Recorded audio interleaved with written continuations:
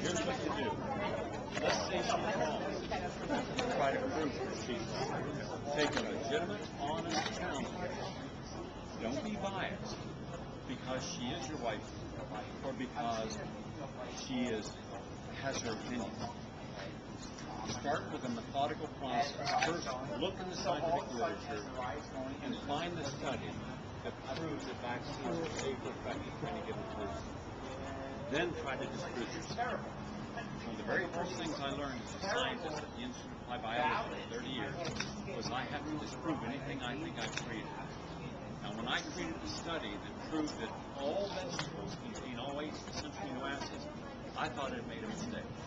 Because the standard textbook in the United States for all nutritionists is that only Robbins Therapy normal nutritionists, only animal proteins are complete that have all the complete amino acids. That's why we eat meat 3 times a day.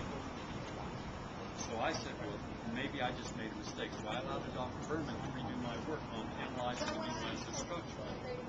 He came back the next day and said, he's right. And then I said, well, let's try everything. So we tested 119 different items.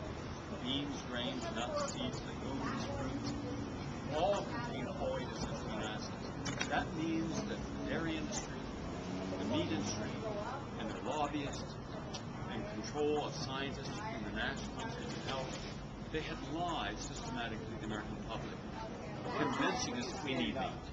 As a result, 2 generations grew up believing that you must have meat as the basis of the diet, and fruits and vegetables, nuts and seeds were just an afterthought.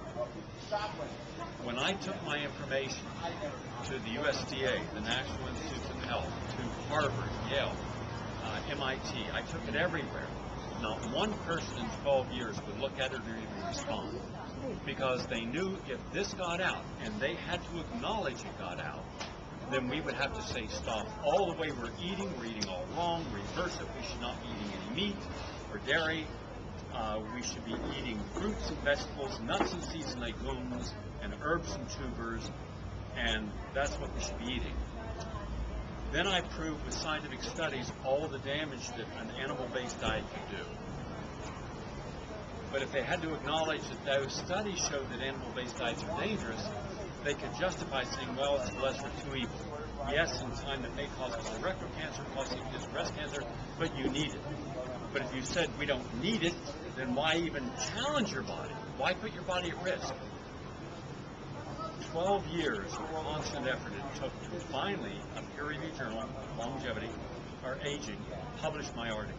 But it went virtually like a lot of scientific articles, unnoticed, and nobody moved on it. Now, every time I do a major study, I send it out. This film went to every major media source in America. It went to every member of Congress, and it went to all 50 governors, and every member of every state legislature. Not one single person in the United States has responded to this. And this went with a scientific article. Fritz Perls, the father of Gestalt psychology, had an interesting saying. He said, a fear of knowing is a fear of doing. Now, fortunately, there are scientists and there are physicians who have the courage that when they see the truth will act on it. They are persons of conscience. They are true human beings. But there's also this side. When the vaccine industry is laying out an enormous amount of money, doing its own research, that it alone gets to design the studies, control the studies, publish the studies, and they're not comparing the vaccine against a natural diet. There's never been such a study. They're not even comparing a vaccine against a placebo in a randomized double-blind crossover group. They're comparing a vaccine against another vaccine, but they're not looking at multiple vaccines. There's no study, and no kid gets a single vaccine. You get multiple vaccines, and that's the danger. And so they play a game. Well, a child only gets so many parts per million of thimerosal. Yeah, good idea that you said that.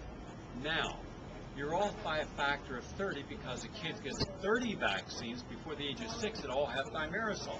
So now you're 30 times or 3,000% wrong. But they don't tell you the truth, and the average person isn't a scientist and doesn't know how to debate them. So that's why when you look first Are vaccines safe? You're not going to find that you can get any literature supporting it that is objective. The only literature you'll get are studies done by vaccine makers that do not have strong conclusions, that were not done in combination, and were not randomized double-blind placebo controlled. There are no studies. But then I went to England. I went to the person who founded vaccines in the modern sense, William Jenner. Jenner bought his medical degree for $30. He had a rich patron in Parliament. He took one young boy, 10-year-old man named Phipps. He lanced his arm, impacted it with cowpox, got him sick with cowpox, then infected him with smallpox. When he didn't die, he said, "This proves that cowpox cures smallpox." His first book, which I got a copy of, not the book, but the printout, showed that that was the entire basis upon which the entire vaccine industry rests. Now, at the same time, dozens of physicians were saying this is stupid, this is unscientific. I've seen many patients that had cowpox, got smallpox, and died. They were not giving any attention. The largest vaccine program in history then began under him. Parliament gave the largest amount of money because of his sponsor in Parliament. Once again, politics. That's where we then saw the largest number of deaths in history of smallpox happen in those that were vaccinated. I got all the records. I got the records from the first vaccine till today in every country, and in every country, whether it's Germany or France or England and America, when they were vaccinating, boom, the deaths went up. Now, we have the vaccine advocates who say the vaccines save people, we'd have epidemics of whooping cough and measles. Yeah, well, prove it. Two of the worst cases of measles outbreaks happen in kids that were fully vaccinated. And when you get chicken pox and you've been vaccinated, you are not benefited from natural immunity, so you get sick. Also, I got the public health studies that showed the decline in deaths and the invention of vaccines. When the vaccines were invented, the diseases for which they were being used were 95 to 98% gone.